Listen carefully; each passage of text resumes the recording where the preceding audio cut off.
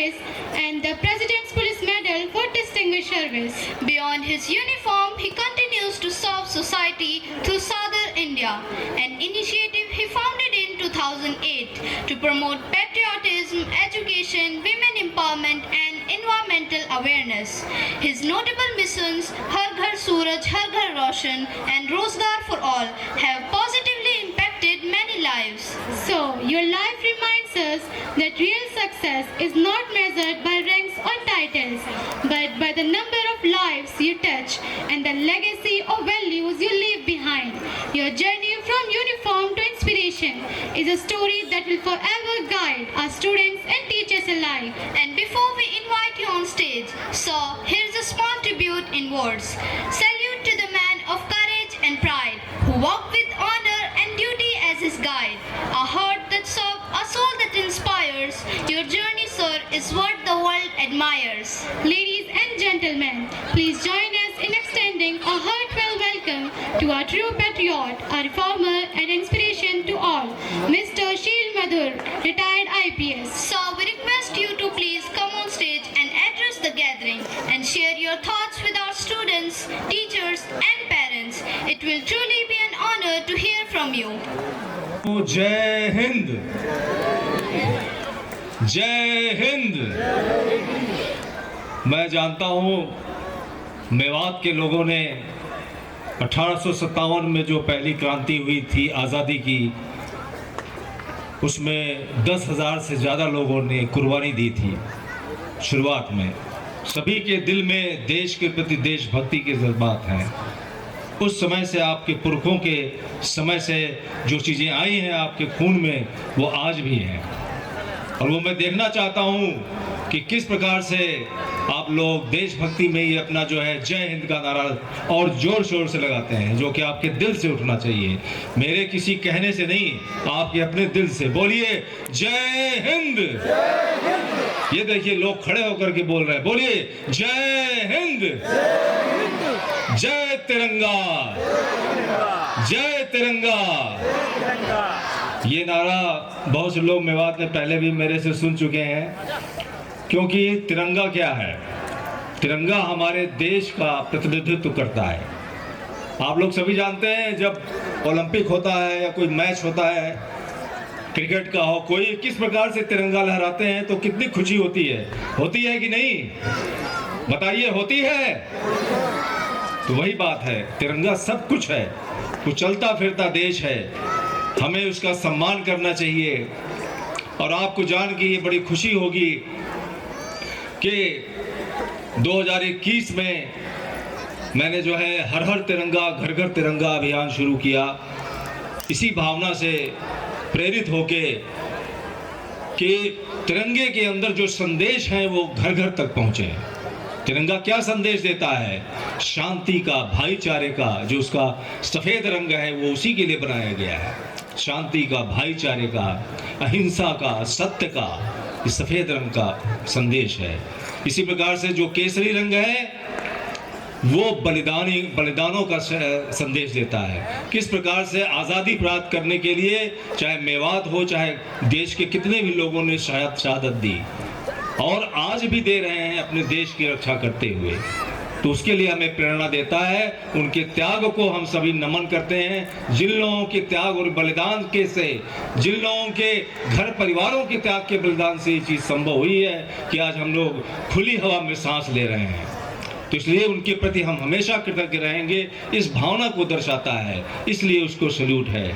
इसी प्रकार से जो ग्रीन रंग है, उसका हरा रंग है, वो बताता है कि हमें डेवलपमेंट करना है, हमें आगे बढ़ना है, अपने देश को खुशहाल बनाना है। और देश की खुशहाली का मतलब है कि आप सबकी खुशहाली, आप सबके बच्चे अच्छे खुशहाल बने, आपका जीवन खुशहाल बने, आपको अच्छी एजुकेशन मिले, आपको अच्छा स्वास्थ्य मिले, आपको अच्छा रोजगार मिले, ताकि आप सम्मान के साथ अपना जीवन जी सकें। तो इन सब चीज़ों के प्रतीक है वो, और अनवरत काल तक ये चलता रहेगा। जो हमारा ब्लू कलर है वो ये बताता है कि जिस प्रकार से 24 तीलियां हैं, उसमें कितनी तीलियां हैं? 24 तीलियां हैं उस चक्र में, नीले चक्र में, और वो 24 घंटे हमको इस मार्ग पे चलने की प्रेरणा देते हैं। इस भावना को याद करके मैंने 2021 में जो हर हर तिरंगा घर घर तिरंगा स्टार्ट किया था, यहीं आपके गुड़गांव की धरती से ही और उसके पूरे के देश में मैंने ले जाने के लिए बहुत सी यात्राएं निकाली और ऊपर भी मैंने सरकारों में लिखा और चीज़ों को आगे बढ़ाया। और बड़े खुशी की बात है, आप सभी लोग जानते हैं कि किस प्रकार से 2022 के 15 अगस्त के अवसर पर पूरे देश में सरकार के द्वारा जब हर घर तिरंगा अभियान लॉन्च किया गया था, तो आप लोगों ने कितना, सब लोगों ने उसको मनाया था कि नहीं? और अभी भी हर साल मनाते हैं हर घर तिरंगा। तो उसके पीछे एक और बात है कि जिस तिरंगे जो हमारा प्रतिनिधित्व करता है, देश का वीरों का प्रतिनिधित्व करता है, उनका सिंबल है, हमारे को आगे बढ़ने की प्रेरणा देने का सिंबल है, तो उसको हमें डिग्निटी के साथ, सम्मान के साथ उसको हैंडल करना चाहिए। कैसे उसका रख रखाव करना चाहिए, जैसे कि कोई बहुत पवित्र वस्तु अपने घर में हो, अपने आसपास में हो, कैसे उसको रखते हैं, उसी प्रकार से उसको रखने के कुछ कानून भी दिए हुए हैं। उन कानूनों की पालना करना भी हम लोग इस चीज़ को बता रहे हैं।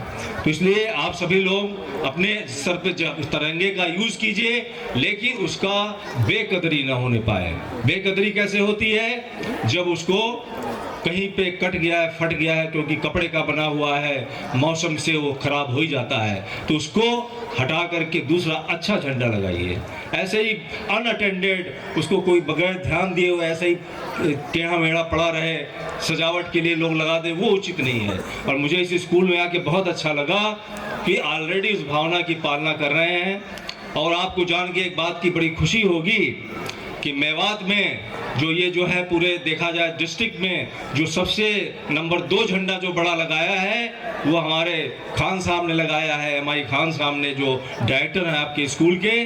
क्योंकि जब इन्होंने मुझको इनवाइट किया तो उस समय हमारा जो डिस्कशन हुआ, तो इनको भी मेरी ये बात पसंद आई कि हाँ, हमारे भी कैंपस में एक झंडा होना चाहिए, नेशनल फ्लैग। तो मैंने तो उनसे कहा था कि 40 फीट का, 30 फीट का लगा लीजिए, कम से कम हर जगह होना चाहिए। लेकिन नहीं, उनके मन में आया, नहीं, मैं अपना ऐसा झंडा लगाऊंगा तिरंगा जो कि दूर से दिखलाई पड़े कि यहाँ पे नेशनल फ्लैग लगा हुआ है।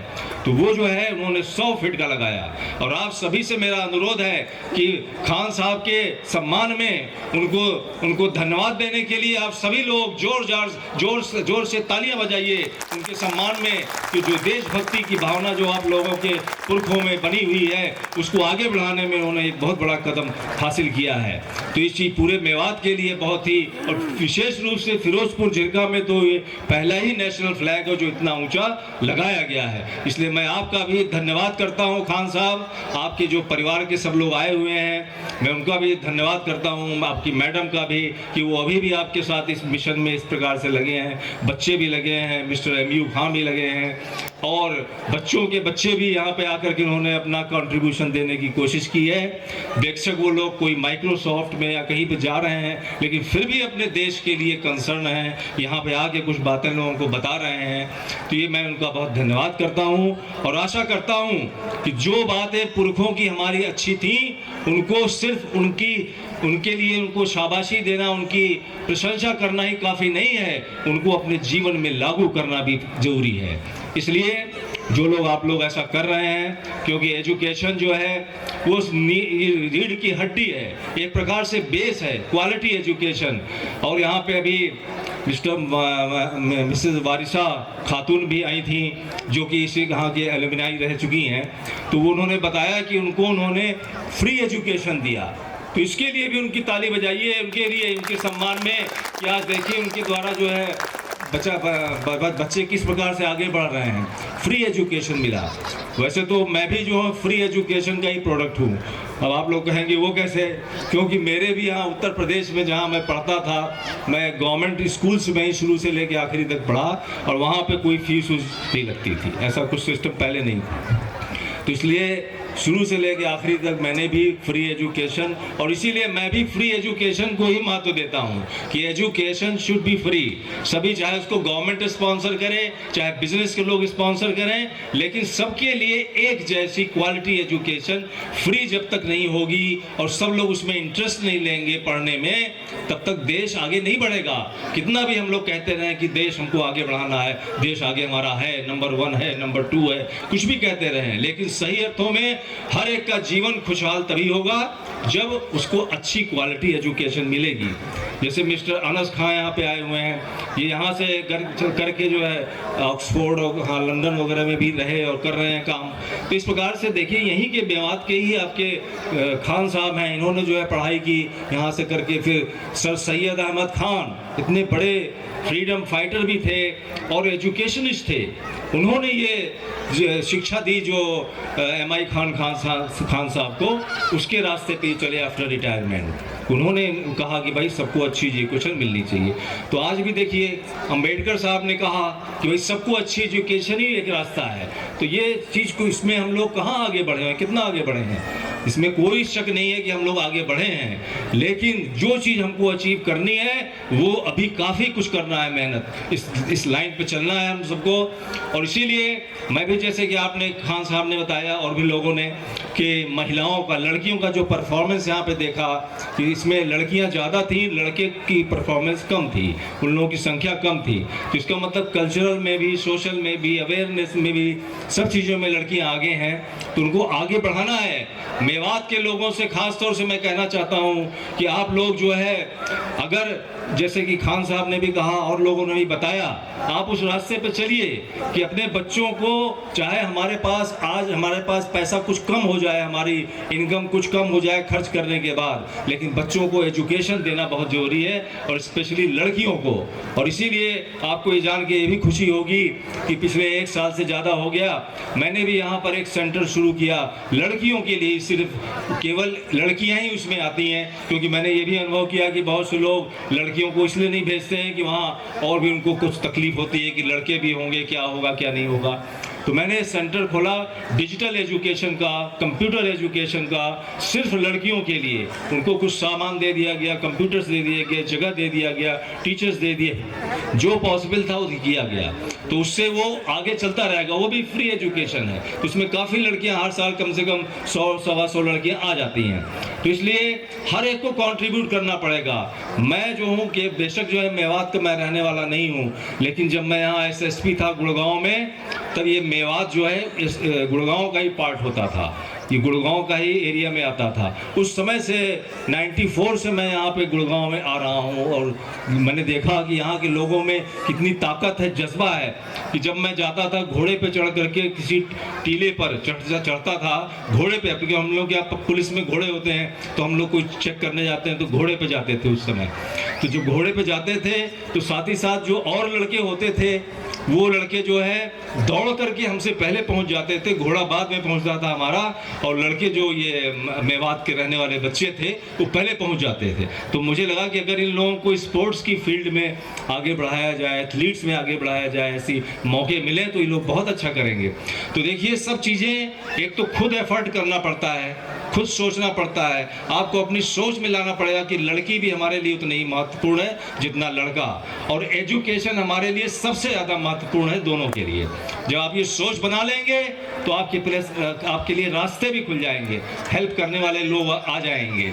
और दूसरी बात यह है कि जिस प्रकार से पेट्रियोटिज्म की भावना है, देशभक्ति की भावना है, भेदभाव बहुत ज़्यादा बढ़ता जा रहा है जाति के आधार पे, धर्म के आधार पर, तो उसको रोकने के लिए सिर्फ कहने से नहीं होगा। हमें सबसे पहले सोचना है कि हम भारतवासी हैं, सबसे पहले भारतवासी हैं। भारत के हित में जो होगा, भारत के जो कानून हैं जो देश में बनाए हुए हैं हम सब लोगों ने मिल करके, उनको फॉलो करना है हमें, सबसे पहले वही है।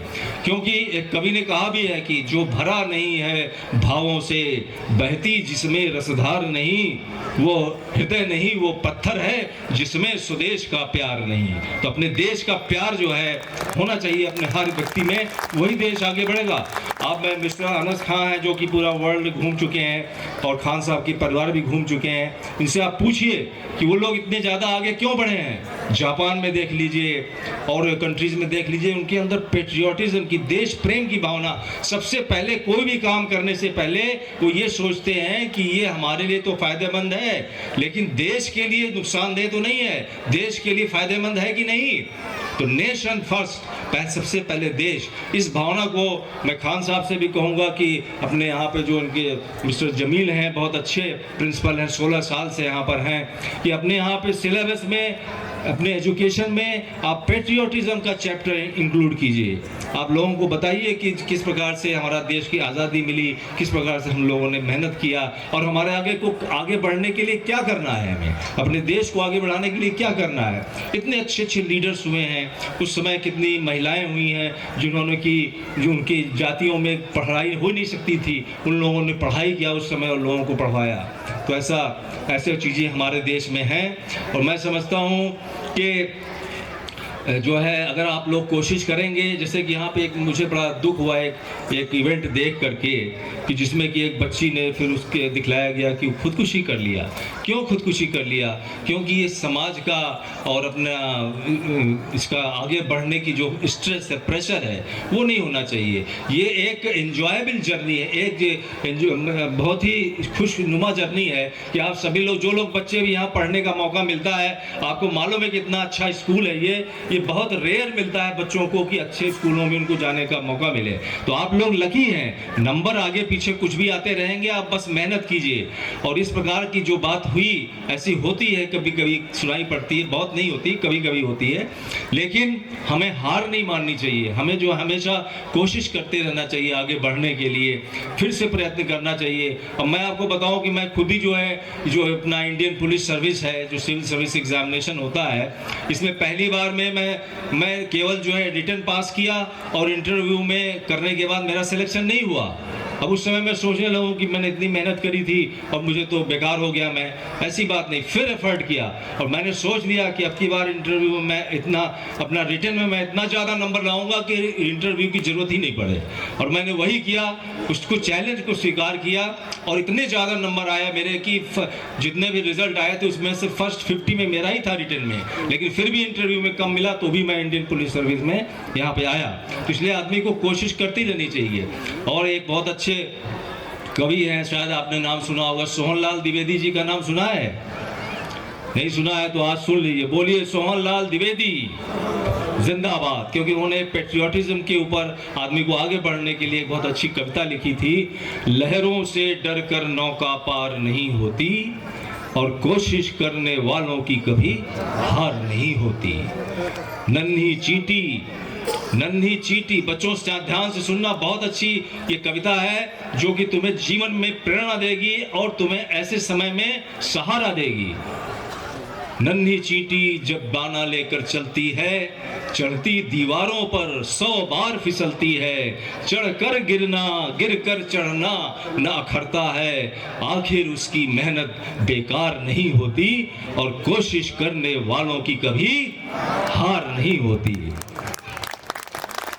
इसी में और भी एक है स्टैंजा है, डुबकियां सिंधु में जब गोताखोर लगाता है, जा जाकर खाली हाथ लौट कर आता है। मिलते नहीं सहज ही मोती गहरे पानी में, लेकिन बढ़ता उसका विश्वास इसी हैरानी में। मुट्ठी उसकी खाली हर बार नहीं होती और कोशिश करने वालों की कभी हार नहीं होती। तो कितनी सी एफर्ट कीजिए, अगर नहीं सफल हुए तो फिर कीजिए, लेकिन छोड़िए नहीं और उससे डरिए नहीं। क्यों असफलता इसको मानते हैं ना कि अच्छे नंबर नहीं आए, असफल हो गए, अनसक्सेसफुल। नो, ये नौकरी नहीं मिली, असफल हो गए, नहीं। असफलता एक चुनौती है, इसको चुनौती, चैलेंज है। असफलता एक चुनौती है, इसे स्वीकार करो। क्या कमी रह गई सोचो और सुधार करो। जब तक न सफल हो नींद चैन को त्यागो तुम, और संघर्ष का मैदान छोड़कर मत भागो तुम। कुछ किए बिना ही जय जयकार नहीं होती और कोशिश करने वालों की कभी, तो बोलिएगा जोर से, कोशिश करने वालों की कभी। तो बच्चों, आप लोगों को अपने जीवन में सबसे बड़ी चीज़ है कि खुश रहना है। जो भी परिस्थिति है उसमें खुश रहिए, अपना बेस्ट एफर्ट कीजिए और जो मिले उसको मंजूर कीजिए और उसी हिसाब से अपने आप को ढालिए, बदलिए, आगे बढ़िए। लेकिन कभी भी दुखी मत होइए। न घर वाले भी, जो पेरेंट्स भी यहाँ पे आए हुए हैं, मैं उनसे यही कहूँगा कि देखिए, बच्चों से एक्सपेक्ट करिए लेकिन उनको हेल्प भी कीजिए, मदद कीजिए। जब बच्चे छोटे होते हैं, LKG में, नर्सरी में, क्लास 1, 2, 3 में, 5 में, तो उनको पेरेंट्स की मदद की ज़रूरत रहती है। केवल डांटने से नहीं होगा कि पढ़ता नहीं है। आप उसके साथ बैठिए, चाहे आपको ज़्यादा नहीं भी आता है, तो मैं आज आपको एक गुरु मंत्र दे रहा हूँ कि अगर आपको ज़्यादा पढ़ाई लिखाई नहीं भी आती है तो या तो उसके लिए एक टीचर भी लिख लीजिए अपने पास, और जो मंत्र है वो ये है कि आप उसके साथ बैठिए, चाहे टीचर भी बैठा हो तब भी आप बैठिए, और टीचर के भरोसे ही मत छोड़िए। बच्चे में जैसे ही, मैं आपको ये दावा कर रहा हूँ, बच्चे में जैसे ही सिटिंग की हैबिट आ जाएगी, बैठ करके पढ़ने की हैबिट आ जाएगी, और केवल ये 4-5 साल का खेल है, इसके बाद आपको करने की कोई ज़रूरत ही नहीं पड़ेगी ज़्यादा, वो खुद ही पढ़ने में उसका इंटरेस्ट डेवलप हो जाएगा।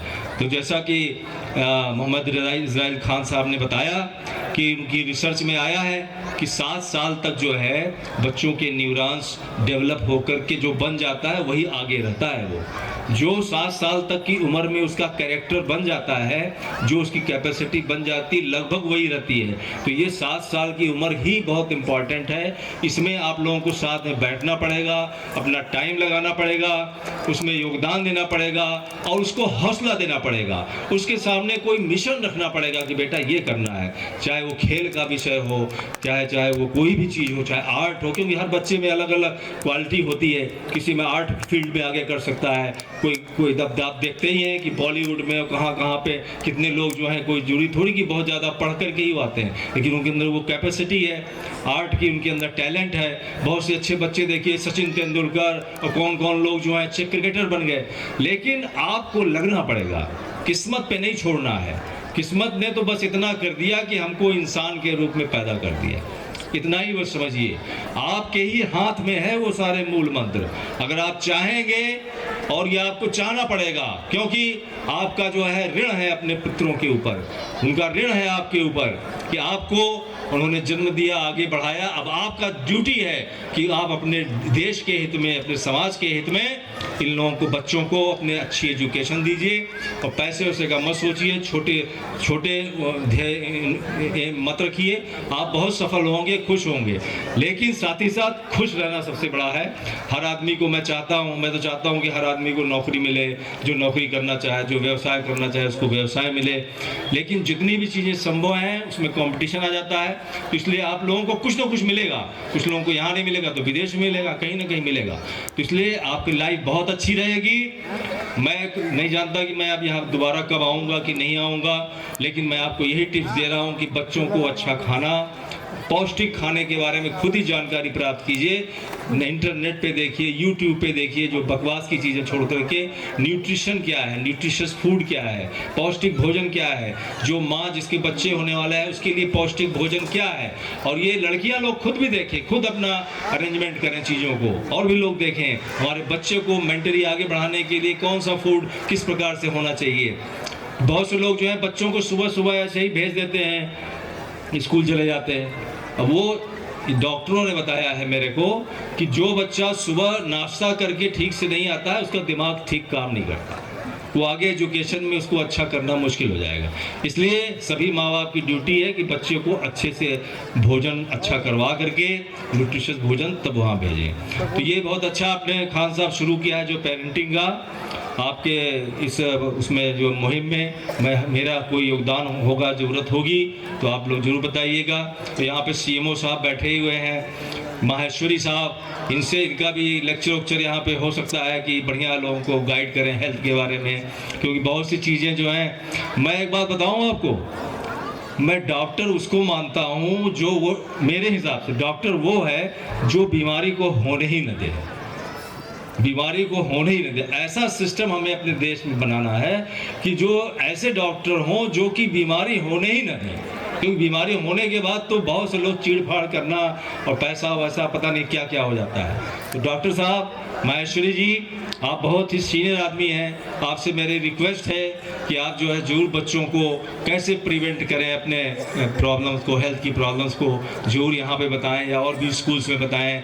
तो हम लोग जो है, क्योंकि मैं तो इस कार्य को करता रहता हूँ, तो मुझे बहुत खुशी होगी कि अगर हम लोग भी कहीं मिल के करेंगे।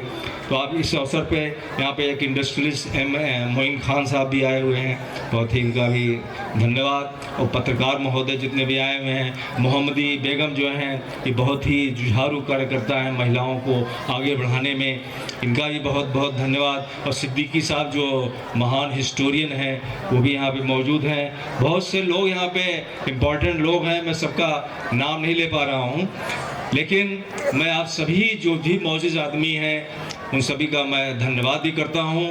आपने यहाँ पे अपना योगदान दिया, आए, और साथ में कुछ आने के अलावा आपको जो अच्छा लगता है बच्चों को बताने के लिए वो भी आकर के कहीं बताइए यहाँ पर। या मैंने जो एक कंप्यूटर सेंटर खोला है लड़कियों का, उसमें भी आप लोगों को कहूँगा कि जब भी आप यहाँ पे मिस्टर मोहम्मद इशाक खान बैठे हैं, रिटायर्ड एसपी हैं, इन्हीं के ही मकान में वो 2 कमरे लेकर के मैंने वो 2 हॉल लेकर के खोला हुआ है।